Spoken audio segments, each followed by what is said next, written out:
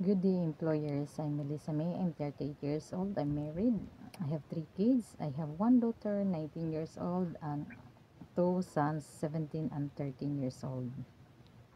I experienced domestic help for 11 years. I've been in Kuwait for 2 years, Hong Kong for 8 years and 10 months, and 9 months in Dubai, United Arab Emirates.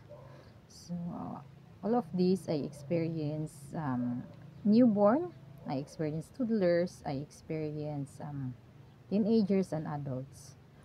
I learned how to cook some Arabic food, Chinese food, steam and soup. And I also experience housekeeping. I'm good in housekeeping as well. I do experience car washing and gardening.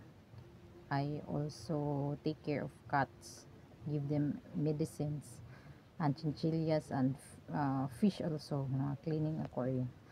I hope you will hire me. You can message me, and I'm available for interview. And thank you. And for now, I train as a caregiver, a nursing assistant to take care newborns and elderly and people with illness.